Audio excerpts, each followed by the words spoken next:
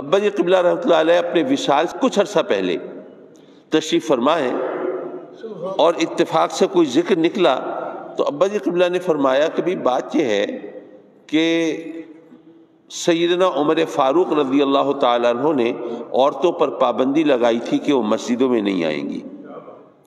وہ اس لیے کہ اس وقت عورتیں بازاروں میں تو جاتی نہیں تھیں، تفریح گاہوں کا اس وقت اس طرح کوئی تصور نہیں تھا، آفیسز تھے نہیں کہ جن میں کام کرنے کے لیے آپ کو ریسیپشنسٹ کی ضرورت ہے اور جناب خواتین وہاں پہ جب تک جلوہ نمائی نہیں کریں گی آپ کا بزنس نہیں چلے گا.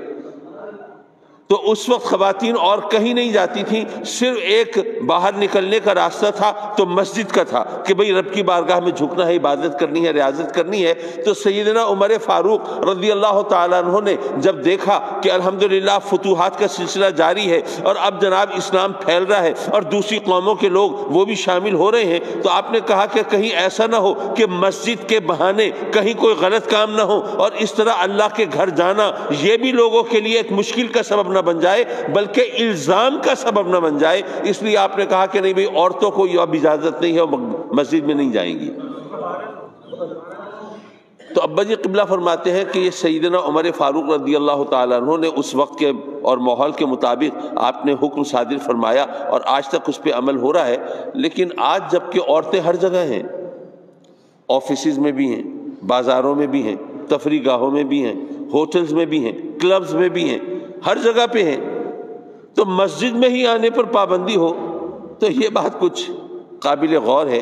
تو اس پر علماء کو ذرا غور کرنا چاہیے.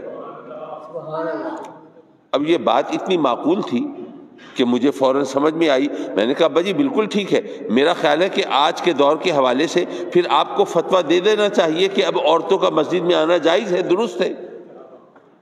میں نے یہ کہا تو ابا جی قبلہ جیسے غصے میں اٹھ کے بیٹھ گئے. پہلے نیم دراز تھے، ذرا جیسے لیٹے ہوئے ہوں آدھے اس طرح تھے، غصے میں اٹھ کے بیٹھ گئے. کیا کہتے ہو، میں عمر فاروق کے خلاف فتویٰ دے دوں؟ اچھا میں حیران پریشان کہ ابھی تو خود فرما رہے تھے اور اب میں نے کہہ دیا تو مجھ پر ناراض ہو رہے ہیں، مسئلہ کیا ہے؟ تو میری شکل دیکھ کے ان کو کچھ اندازہ ہوا کہ مجھے سمجھ نہیں آ رہا کہ مجھے ڈانٹ پڑ کیوں رہی ہے. تو انہوں نے پھر سمجھایا مجھے.